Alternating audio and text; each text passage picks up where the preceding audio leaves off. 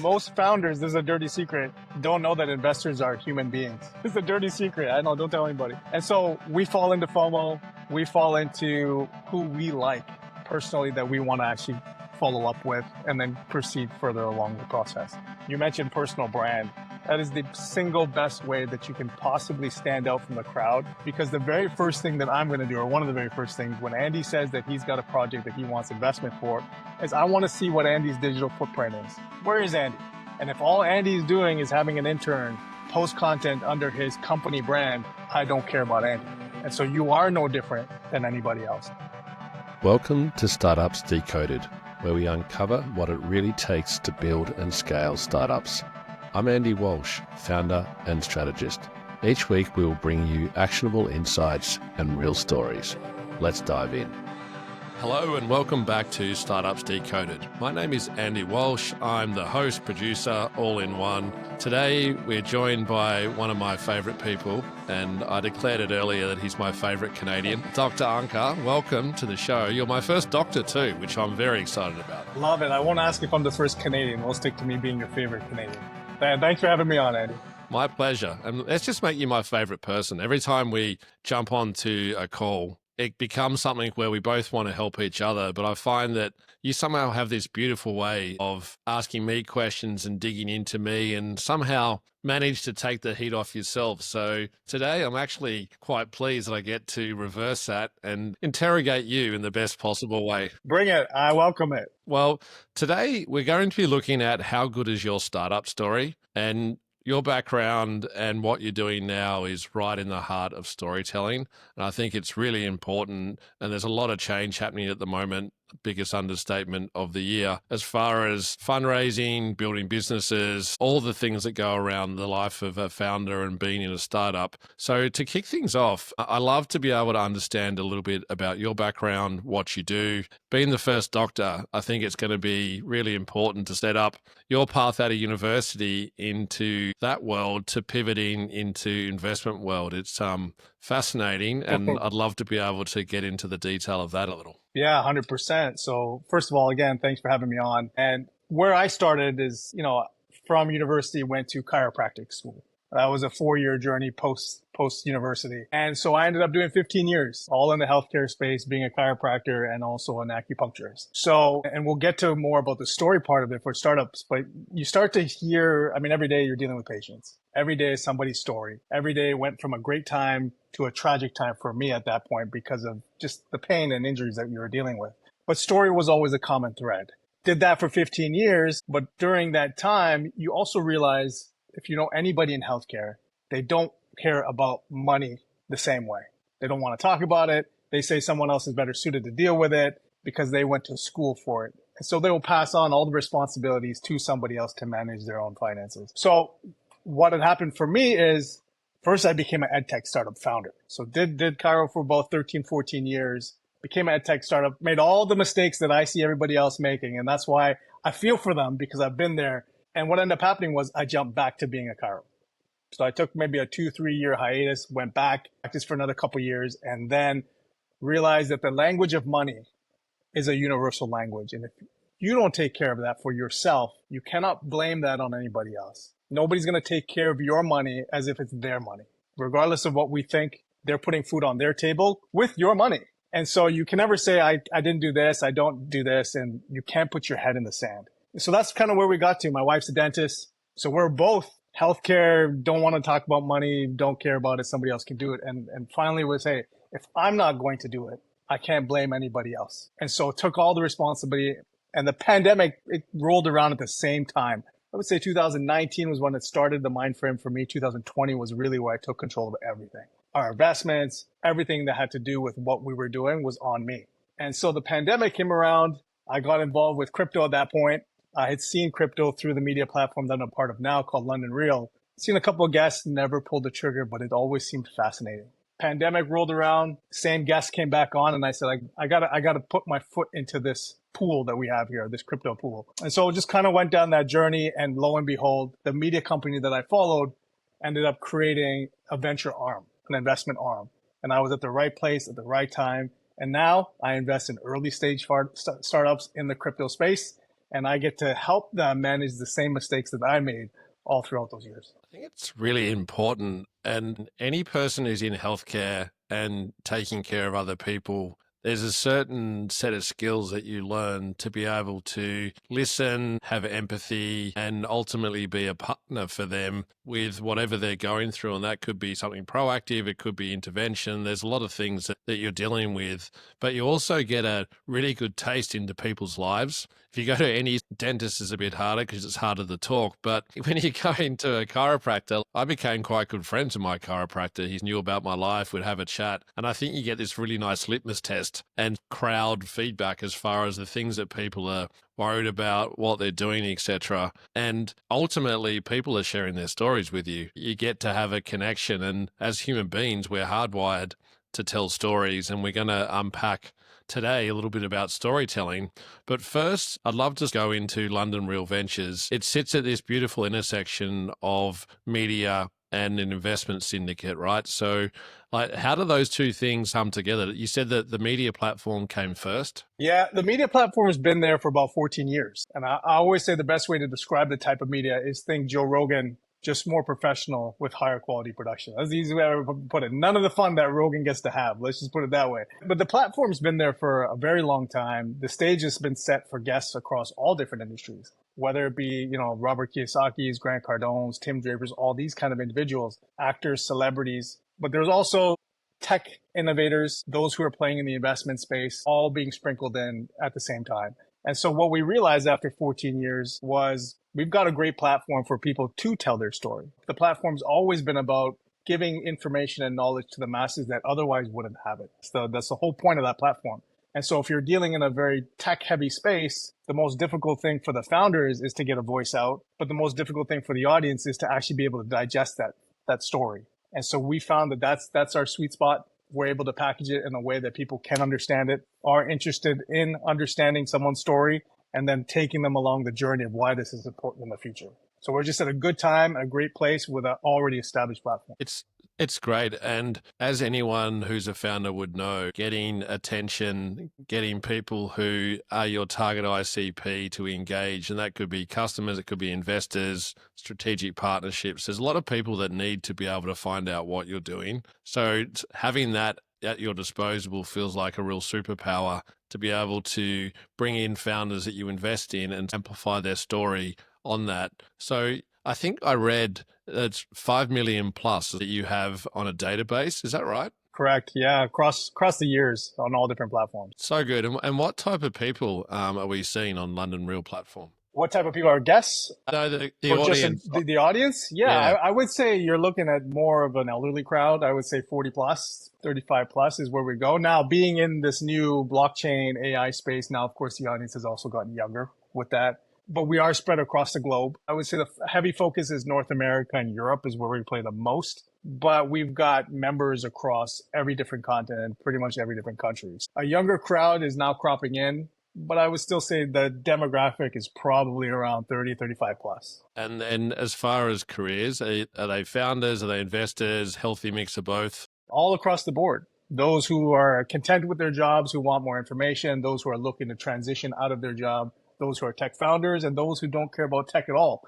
Because as you know this, it's the story that grabs people's attention. Not really the technology, not really the specific industry, but mainly the story behind what you're doing. Yeah, and it's that human part that I talked about before that's important. So from an investment standpoint, you have a syndicate of folks that have come together to invest.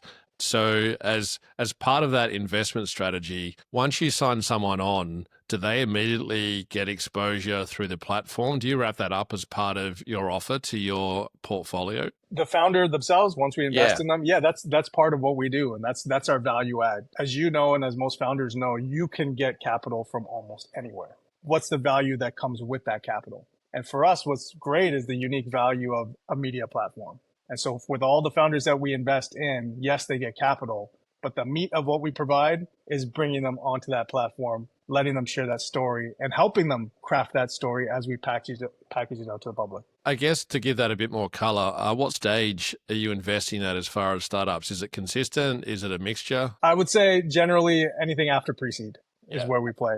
Yeah, so you're helping then give startups a voice when they probably don't have much of an audience or profile too. So to be able to leverage the credibility of your platform in amplifying stories, introducing founders to a network of people that could be their next investor or their next customer as well. Feels like that's a real sell move for young startups as well at that stage. 100%. And what we also do is we cut up the pieces, we make sizzle reels, we make these hero assets. Essentially, we give you a 90-second business card that you could just send to anybody and they instantly know what you're trying to do, as opposed to having to give them a full pitch to try and figure it out. I'd imagine that like being an angel investor now has become more mainstream, I would say. As people have heard stories about, I heard a great one the other day about a man who was an early investor in Snapchat, and he was really good friend with his elderly neighbor, and she was, I think, in her 80s, and she had maybe $5,000 or $10,000 that she put into Snapchat as one of the first like group of 30 investors, say. And like off the IPO, I think she ended up getting over 10 million. So those stories resonate with folks because it feels like an easy way to get in. But on your platform, I'd imagine that folks who had never thought about investing in startups are learning about it and looking for opportunities to get in early, and you're bringing those opportunities to them. Would you say that you're creating angel investors on the platform for folks that have some disposable income that may be looking to get into investment? Absolutely.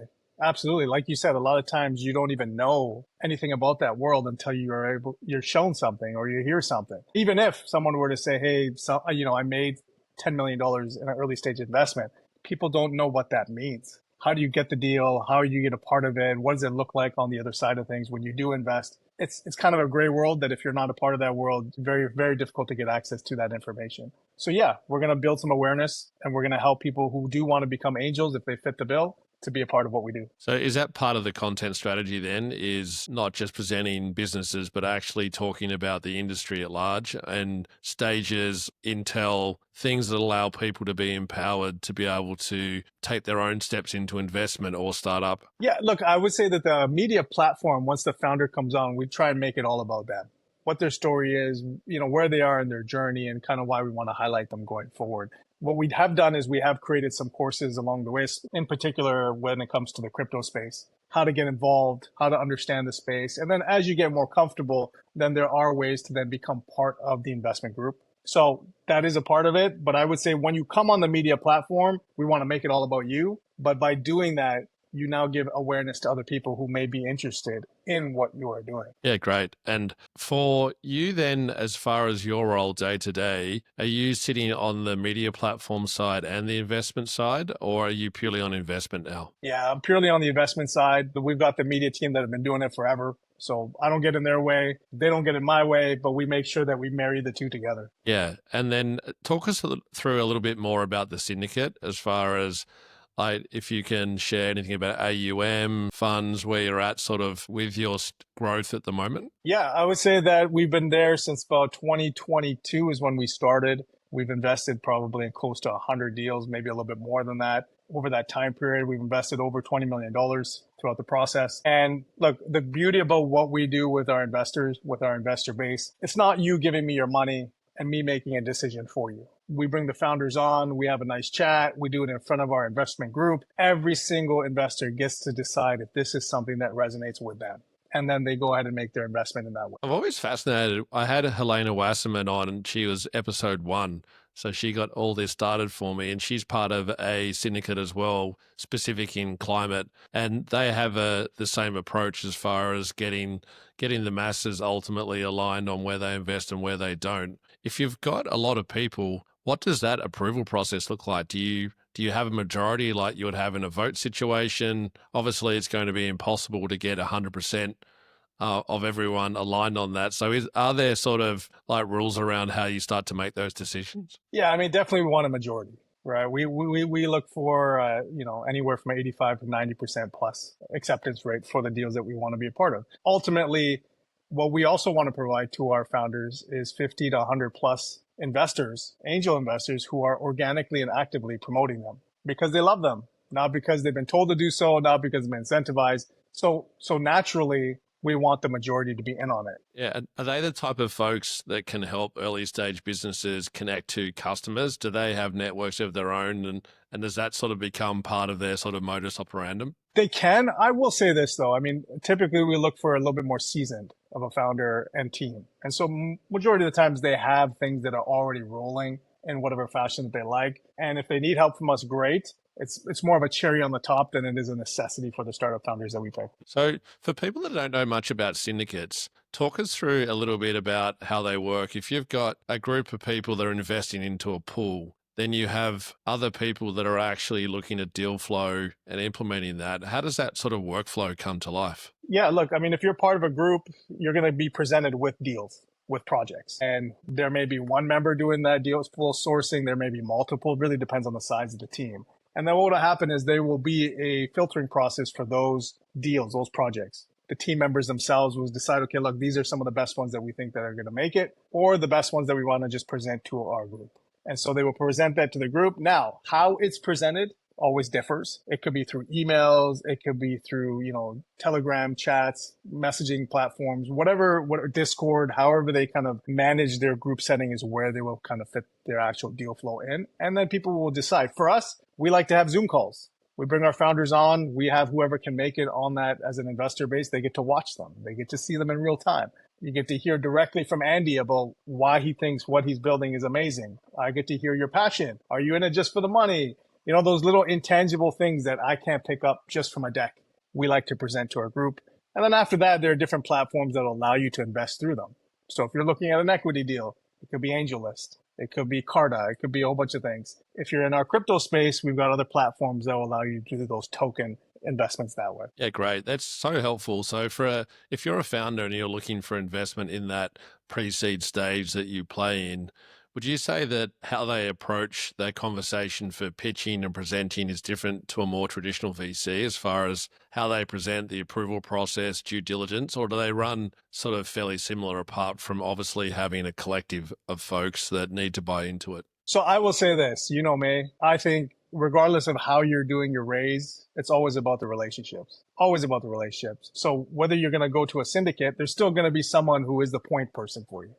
Someone that you're going to present the deal. Now, their back end may look different. It's not a fund, it's a syndicate. But there's still one person or, main people that you do have to deal with in order to get to the capital side of things. And so if you can build a relationship, I don't care if it's private equity, I don't care if it's traditional investing or it's crypto investing or syndicate. For me, the process is the same. You build that relationship to the point where they want to present you to wherever the capital is. And I think, I'm sure we'll go there, but I want to touch on it now, is the most important thing is a founder needs to build interest, not get a check at the end of a pitch, not any of that. It's can you be memorable enough for 24 hours to make me feel comfortable to take your deal and present it either to my investment committee, to my partners, or to my syndicate. That's literally all you need to do. Yeah, great. And we are definitely going to go into that. So if you're a founder right now, it's still tough. The market is confusing at best. It's been fluctuating since 2020 where it was flying high and now kind of feels it's lost the wind in the sails a little bit, but I'm still seeing like a lot of positive news for startups getting investment, probably seeing less exits. I think I would observe there. But as far as how you approach investors, get in front of them and securing investment, that is more competitive, I would say, right now. So thinking about storytelling, which is a core part of what we're doing today, if you're a founder and you've just started a company, what sort of things would you give them as advice to think about their own personal brand, the company brand, storytelling, and how they start to get a bit of a snowball effect of something that's much bigger than the product alone? Glad you asked that.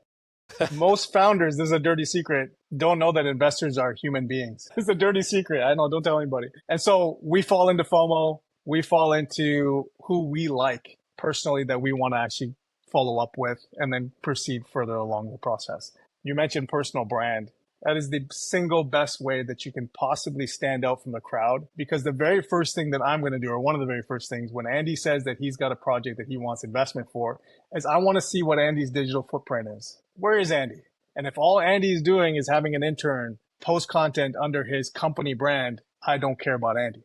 And so you are no different than anybody else. And most founders that I've spoken to have They want to wait until they've gotten traction before they start to say anything at all. And I always tell them, and I stole this from Gary Vee, is you want to document the process. That's what people fall in love with. I mean, there's a reason why Elon Musk has more followers than SpaceX, why he has more followers than Tesla. They care about Elon. That's what makes Tesla and SpaceX so appealing. And so as a founder, if you are starting your journey, document it. Show them the highs, show them the lows, and they're going to see that you mentioned since 2020. If I can see Andy's digital footprint since 2020 and he's still kicking today, that shows me character in Andy. Because your product might change 6 months from now, 9 months from now. Maybe this one doesn't even work and you go on and create another startup. I want to follow Andy. And so what ends up happening now is when you get in front of me and I've been following you, I'm already a fan of Andy. And so there's less pressure on your pitch because I kind of know who Andy is. I've seen the journey. And so to your question, the best thing, single best thing, I don't care if it's LinkedIn, it's Twitter, wherever it may be, YouTube, document your process. Speak about what you're doing, become an authority in what you're doing, and then let everything else fall where it may. I'm seeing that a lot on LinkedIn. And when I say a lot, about people that have really lent into that, there's a young startup out of Switzerland that I follow, and the CEO shares very openly his strategy for sales. And what he's doing, short form, is he sits down with his content director for an hour. They have a call like you and I are having right now, and they talk about challenges, issues, achievements, etc. And they just do that. And then his content director goes away and turns all of that into a series of content that they share. So every week they're tracking and documenting their journey. And what he's even doing is actually demonstrating by showing examples. And there was one that he did for 20VC out of the UK, which is a great platform created by a young kid at the time. I think he was 19 when he started that business. But he actually broke down everything that he did from inception through to now by looking at all his content strategy, the way that he's had storytelling and how he built his business, packaged it up into a 25-minute video and shared it because that process was useful for his target audience to be able to do. So he spent time doubling down on someone else's story, amplified that. But by doing that, demonstrating one, that he's wants to help people succeed, and two, that people love those stories around the journey, because a lot of people get stuck focusing on the end game. Fundraising, great example. If you're on the hustle for a year to get a $5 million raise, that has a lot of ups and downs as you go through it. It's tough, but typically you just see the result. It's either you raise your funds or you didn't. And people really attach to that bit. But I feel like that dopamine hit of closing the fund is great for a minute, but then it goes away. So if you're enjoying the journey and the purpose of why you're doing it and seeing that as a step towards greater progress, greater market share, all those things, I think you, as an employee or even as a founder, you're getting much more joy out of enjoying the journey, just like you described there for people that love to follow that story. 100% agree with you. And I'm going to touch on what I hate about fundraising mode. There should never be a fundraising mode, because fundraising mode to me is not about closing checks. It's about, did you build relationships? Did you create a win for somebody else? Did you develop something outside of, hey, I need money? Because let me tell you now, when the time comes for you to ask for money, if you've built those relationships, people will invest in you without ever seeing a pitch deck. They'll invest in you without ever getting a 20-minute pitch from you about why you should invest in. They already know you. And so to me, if founders can really embrace, you just mentioned the process, but I'm going to mention the skills involved with pitching, which is communication. You are always pitching, whether it's for capital, whether it's for team members to join you, whether it's for advisors to jump aboard, whether it's vendors to accept you, or whether it's your customers should pick you over the 17 other competitors that you have. That skill is always important, just like relationship building. So to me, that is the process, as you mentioned. And after that, closing checks is easy. If Sam Altman tomorrow says, I want to go create anything in any industry, people will invest in them. Now, I understand those are some big names that I use, Elon or Sam, but if you've shown a track record of doing something great and you've built relationships, they don't care the specifics about your next project. I'm in. And that's it, because you've built that relationship with them along the way. Yeah, and as human beings, we like to be able to feel like we know someone and trust them. And if you're coming in cold and trying to sell off your first step into that conversation, 99% of the time it's going to fall flat unless you somehow get lucky and find the perfect customer who at that moment in time is looking to buy and likes the sound of your product. I did use my inbox on LinkedIn as an example. I reckon I get 10 to 20 emails a day for people selling me an AI lead generation service. And it's so fascinating. Like, I would love if I had some time to go through that and look at the tactic that they're using, from dad jokes to straight into, this is what we do, this is how much it costs. Some of it's very clumsy, and be able to consolidate and say, hey, this is what I get. The ones that I'm most interested in are the people that try and form relationships first. Don't sell to me. Demonstrate to me that I can trust you and that you're going to add value. Show me where you've done it before. Coming in hot and trying to sell off an introduction where I've never even spoken to you before, I've never met you, you've just came in and slid into my DMs, as they would say. Like, it's just not going to stick. In fact, I find it offensive. This goes back to your personal branding story. The whole point behind that is to get somebody to feel like they already know you and trust you. That's where you want to be, right? I'll tell you, the most confusing thing that you can ever do to somebody is help them without ever having an ask in return. That doesn't happen. It's such a low bar. It never happens. And they will question it, and they will think there's something behind it, and they will wait for the other shoe to drop. And when it never drops, they're very confused by it. And if you can continue to do that over and over again, now you've got a relationship where people are open to when you do have an ask, which is what you said, right? It's so good. And I've got a friend in London, and he takes the same approach. Rather than trying to sell, he spends his time matchmaking. So within his own network, finding someone else in his network that should talk to each other, introducing them, and then just leaving them to their own devices to work out if they can work together or not. And he's found that it pays off 10 times the time that he invests in doing that, because he just wants to see good people who have common agendas and goals to be able to collaborate and achieve things together. And all those people don't forget.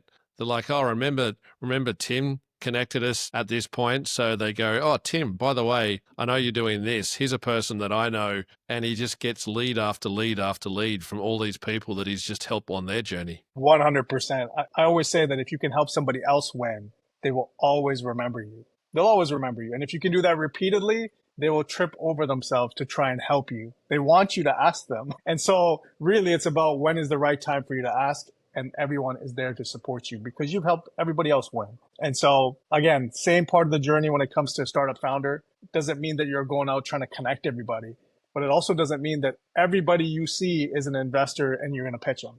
And I think for me, it's kind of like when a doctor goes to a party and everyone knows that individual is a doctor. So now they want to share and ask all these health related problems when all that doctor wants to do is unwind and not talk about work. Same thing as an investor. When you are meeting someone for the first time, just because they say they're an investor doesn't mean your cold pitch, your elevator pitch starts immediately. Build a relationship and then go from there.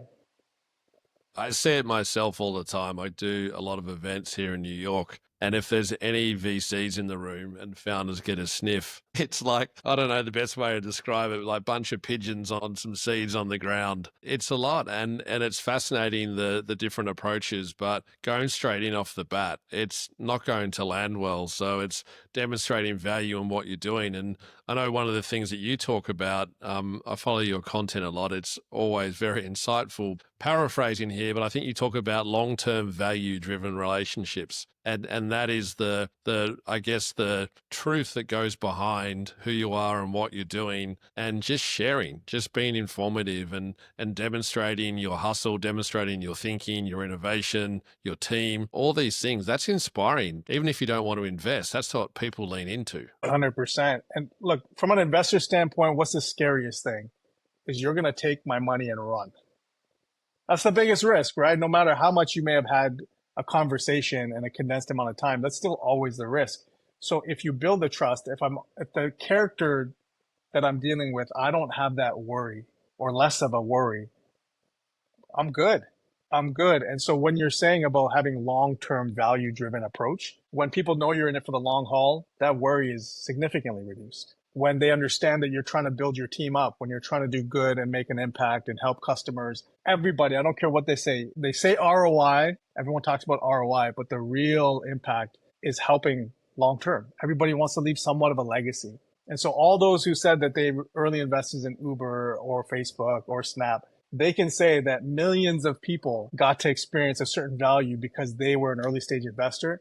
And hey, if I didn't invest, maybe you wouldn't be around right now, right? And maybe these millions of people wouldn't have gotten access to your product because you would never have made it. So long-term value approach is the best way. You may not get short-term capital. I want to make that very clear, right? I think everyone always like, okay, well, if I do this, I'll probably get a yes. I'll get capital. No, that's not what I'm saying.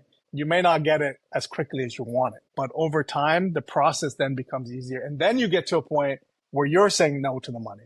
And that's where I want every founder to get to. Yeah. So obviously it's like if you were to look at some core ingredients, like that part of who you are and having integrity and profile and trust and respect is one, but obviously there's a lot more to what you look at as far as the business I've created, the product, like any momentum, any data that they've got. There's a lot in that. To skip forward a little bit, I'd love to know from a syndicate point of view, it's connected to storytelling and community, but once you've invested in a company, how do you typically work with them after you've signed the deal and released the capital? It's really all about when they're going to do a launch. We want to time things for them so that they can harness that momentum and that attention in the best way possible. And so really it's about booking. What fits as a slot to get them in studio? What fits for Brian, who is the host, founder, and CEO of Lemon Reel, where he can have that interview process for them. So once we sign on the dotted line, it's really a logistics point after that. When can you make it in studio? When can Brian do it? And what's the best time for you? We've had founders who have done a major launch and did not utilize what was on the table, did not work out well for them or as well it could have. We've had founders who have done it too early. They weren't ready to harness all the attention they got at the time. And so it's really just managing what's the good time in your roadmap and what's a good time for studio time. Makes sense. Do you join boards as part of your investment, or is that something that you're taking as a smaller share in the portfolio? Not necessarily. I mean, we'll be advisors. We'll sit there at times, but we're not looking to take a majority share of the round. We're not looking to get on boards. That's not necessarily what we're trying to do. Yeah, makes sense. I would assume that. And then on the community and storytelling piece, it's obviously a passion of yours and what you're doing. Are you helping give intel experience advice to founders in your portco on that and the power of that? I will help them. What's great about Brian and him doing this for 14 years is he's great at pulling that out. And no matter how well I'm glad you brought this up. Someone say something here. Everyone is stuck on having a great story. Very few are telling you that you need to be able to communicate a great story. There's a very big difference. Andy might think his background, his process is a beautiful story, but Andy can't communicate to me that roadmap, that process. So to me, it doesn't sound like a great story. So having a great story is one thing, but if you can't be communicated, it doesn't matter. And so where Brian fits in is he does a great job of bringing that out of you and makes it sound much better than probably it sounds in your head. And so while you make it sound flowery, you make it sound great in your mind, a lot of times, as you know, the audience doesn't understand. They can't connect the dots because they weren't a part of those dots. And so we'll help them in studio at that time, just from a regular conversation. And I think one of the great things, which is what you're doing now, is having long form conversation. Founders are so used to, you got 5 minutes, you got 15 minutes, go. Very difficult to get your story out in a way that people are they're embracing your journey. It's hard to do that in an actual pitch. And so when you have long form content, it gives them much more color. And what an amazing session as a founder to not only get capital, but to learn from someone who has this bigger picture vision to be able to extrapolate information from you and help craft your story. And it's a real skill. We had Cindy Skalicki on episode 4, and she talked about for technical founders, which is her niche as a coach, how do you tell your story as an individual and as a company? And it's fascinating her process of that, because you need to be able to articulate your story in a way that's comfortable for you. You don't want to have to rope learn anything, but you also need to feel confident that it is your story and that you can own it. You don't want to have a script like you're an actor to regurgitate. So trying to find the balance of both is important. You need to be native, but you also need to do it in a way where if you have maybe 2 floors in an elevator with someone who asks you a question, you need to have one sentence that can impact them in a way that you stick in their mind. Whereas if you sit down like we are now for an hour, you need to also have enough depth and breadth to be able to keep people engaged for that time. And both of those are very different skills. 100% agree with you. I'm kind of against the elevator pitch. Outside of Shark Tank, I don't see people riding an elevator and saying, oh yeah, you know what? I'm going to give you $1 million tomorrow. It's just, I'm not going to say it's a gimmick, but it kind of is a gimmick. right? And I'll boil it down to whether you're doing a 20-minute session or a 30-second session. Energy and your attitude. I can't verify your stats in an elevator. I can't verify your team. I can't verify your industry, but I'm looking at you. And so if again, we talk about being memorable. If I walk out of that elevator, I'm like, man, there's something different about that person. When I've had 100,000 pitches I've been a part of, there's something here I need to follow up. That's what you want. It's not so much what are the words that you use to now get me, oh, okay, now, you are in the cleaning industry. And so I got to invest in this. That's not what's happening. Is there something magnetic about you that makes me want to actually follow up with you? By the time they follow up, they've probably forgotten what your pitch actually was. But they just remember that Andy is someone I should be following up with. So this whole thing about having a great elevator pitch, I'm over it. I don't care for that at all, because that person who hears it is still going to go somewhere else to talk about it. I'm still going to go talk to my fellow colleagues, investors. Have you heard about Andy? What about this? What about his industry? I'm going to look at portfolio companies. There's all that work that's still going to be left. Your pitch really didn't play all that much of a role. There's something about Andy that I do want to follow up and what he's doing. Yeah, great advice. And it's kind of, I guess it's a virtual version of the cold email in your LinkedIn inbox to sell you something on the first communication, which is never going to stick. And I remember I was in a workshop around storytelling, and it was the bookend approach as far as in a short conversation, the things that you can do. And I'm from Tasmania in Australia, and more often than not, I would say 99% of the time that anyone that I meet here in New York hasn't met someone from Tasmania. So my ability to lean into that as, a very remote state of Australia, a long way away, and people know the Tasmanian devil. So I can lead with something quite random as far as, oh, do you know the Tasmanian devil? That's where I'm from type piece, because immediately you have a visual trigger for someone to know, okay, I know that. And the next time they see me, they'll associate me with the Tasmanian devil, which is a two-way prompt. They've thought about what I've said, but they also lost my microphone there. I got a little excited with I my should leave story. that in. I love that. I love the bloopers. They're hilarious, but go on. That's good. I've got a made-up microphone stand for today, so it's not as Nice. stable Is it as stacked on some books? Yeah, man. I've done that many times. I promise I'm a professional. All right, go on. Yeah, so I tell that story, and then I typically, and we've actually worked on this together. You've been a really good mentor for me along the way in our conversations. What are the things that I've done historically that make me different than someone else? So I lean on the Tasmanian part, being someone who came from Tasmania, moved to New York City, started a business, sold it, started another one, sold it, and then having exits, and then talking about maybe one other fact or something that I've achieved, and then use that as a tool to try and get that person to then prompt me with a question rather than tell them things. Just give them a couple of hooks that they're curious to learn more about. So then you'd start a natural conversation, and you've been really helpful to me, as I said, in really consolidating what I talk about and how I communicate who I am. I love that. Again, it always comes back to being memorable. One other point about that elevator pitch, though, I hate how random it sounds. I was just in an elevator and there was just the perfect investor. No, it shouldn't be like that. It should be, I know this investor rides this elevator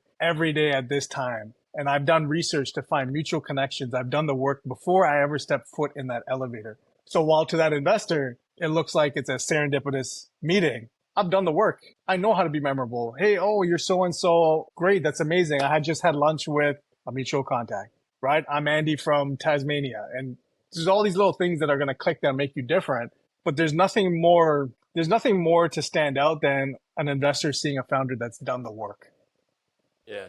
That's because, oh, sorry. Keep going, sir. Yeah, no. I was just going to say, because no investor wants to feel like if you remove me, you'll just insert somebody else. There's nothing special about our meeting. If I know that if I wasn't in that elevator and it was a colleague of mine, you'd have the same conversation. That nobody cares for that. But go on. And there's a great story that I heard on Venture Unlocked, Samir Kaji's podcast. I'm such a loyal listener. And I forget the name of the VC now, but it was someone in San Francisco, and they just happened to have a rug store right near Sand Hill Road, which is sort of the epicenter of VC firms in San Fran. And he just happened to go to the local cafe, and then he had a real passion for numbers. He wasn't just selling rugs in this store and investment, and then got to know a whole bunch of senior execs in different funds that were located in that area. And then off the back of that, started had some meetings and built out his own VC fund. And just that story of someone who was just curious and interested in something, built relationships with people that are notoriously really hard to even get an email reply from, let alone have a conversation with. Listen, nobody wants to, what do the kids say? Be thirsty. Nobody wants to invest in someone who looks and sounds thirsty.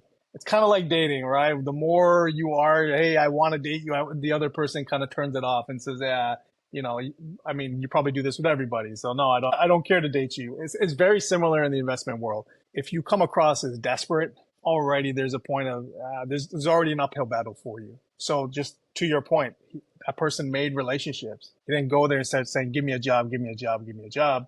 They just started to get to know him. And then once the ask was there or whatever happened where it just fit for him to work there, then they offered that to him. He was the first name that probably came to their mind. Yeah, it's interesting. And I think if you were to step outside of being a founder and think about you as a human being and how you interact socially, the dating example is a great one. Would you just walk up to a perfect stranger in a bar and just start brain dumping all the great things about yourself and expect that they're going to be interested? They wouldn't, of course. So it's being a human and not trying to be desperately selling is just practical advice that people would know whether they've pitched for a fundraising or not. And funny enough, an investment is a marriage. When I give you money, this is a long-term contract. So let's go even one step further than dating. If you went up to someone random at a bar and said, I want to marry you, it sounds very creepy. You sound very creepy. I mean, your chances of success with that line is very slim, maybe 0%, right? But that's the same approach that you use to an investor. I may not even be an investor in your space, but you would just want to pitch me because you heard I'm an investor. There's so many off-putting things that are done in the space. And I will say this too. I mean, like I said, I've been a founder, so I understand. The narrative is pitch everyone, anytime, anywhere, right? It's a volume game. Someone's bound to say, yeah. Like, to me, that is exactly why founders get frustrated, why they burn out, because they are pitching the wrong people. Now, you still may get no's, but at least they're the right no's. They're quality no's in your space. And maybe they can give you some feedback why they're giving you a no. But if Andy invests in rugs and I'm selling a fintech platform, your no means nothing to me. It doesn't help me in any way. And I just wasted time, energy, and effort. And then what ends up happening is now Andy's disgruntled because he's pitched 300 of the wrong investors. Now when he meets the right investor, his pitch is terrible because his energy of I'm just going to get a no because I've done this 300 other times. And so knowing the right investor, knowing the right people before you start pitching is imperative to me. It's everything to me. Yeah, it's kind of like you're going for a job. I'll use that as an example. You're researching about the company, the work that they do, etc. It's so easy to get information around a VC fund and look at examples of who they invested in, their category, their thesis, the people in the business who are the investors. It'll take, use ChatGPT. You'll get an answer in 30 seconds. It's like there's no excuse today to not do the research because one, you waste their time, which makes it harder for someone else who actually can get funding from that person. And two, as you said, it's demoralizing. You start to get really down as a founder that you can't raise money. It's like, stop asking the wrong person, spend a little time and have a healthier conversation and build that relationship. And can I tell you, on a weekly basis, maybe one founder knows my portfolio before I get on the call. Maybe. I see 5 to 10 pitches a day, every day. We don't even need ChatGPT. Every firm has a site. Click on portfolio because you might be pitching to someone who has your competitor in their portfolio. Now they're just using you for information to go feed your competitor, right? It's such an easy point of conversation. Hey, I saw you invested in so-and-so. This is how we complement them. Or I know the founders or something where you can mesh what they are already interested in with your story. I'm going to listen to Andy if he knows mutual people or knows my portfolio. You already have my ear because you've done some work. Great way to finish up today. We're getting close to time, and I always get sad at this point on our conversations because they're always so rich. And I'm going to book one into you, not to do a podcast, but just have a bit of a check-in, which I always appreciate that time. But as far as London Real and what you're working on, is there anything that you're looking at the moment? If you're a founder and looking for investment, tell us a little bit about, I guess, your categories and what deals you're looking at. Yeah. So first and foremost, we are exclusively in the blockchain space. So that would make that clear. We are in the blockchain space. If it is AI, it still has to have blockchain touch points to it. What does that mean? That means we typically we're open to equity deals, but there's something called a token raise. And so that's kind of where we play, where it's not just equity, there is a token play to it. So that's first and foremost. In terms of the niches in the space or the verticals, we are vertical agnostic, industry agnostic within blockchain. So could be across the board, whether it's AI, whether it's gaming, whether it's decentralized finance, we're fine with it. We don't care where you are in the world. That's not important. And I will say that the only thing that we don't really look at is pre-seed. It's very tough for us to invest in there, but any stage after pre-seed is where we look at. And so that's us in a nutshell. Right. And just for people that didn't hear that one comment in there, blockchain. So yes. Don't be bringing highlight that. Yeah, don't be bringing climate tech or an e-commerce platform. So you can as long as it's on the blockchain. Okay. Right, but I don't want the equity deals that are in traditional world. That's not what we play in. Okay, great. I'll just say it one more time: blockchain. So good. It's always a treat, and I know that we've been talking about doing this for a while, and that's on me. But I'm glad we've had the time today. Thank you so much for joining us. Thank you for having me, and I look forward to the next one. Beautiful. You're listening to Startups Decoded. My name is Andy Walsh. Follow, share. Positive ratings help us continue. We've got real momentum now and more big guests coming up like Dr. Ankur. So I'm really stoked to be part of this experience and look forward to seeing you when we drop our next episode.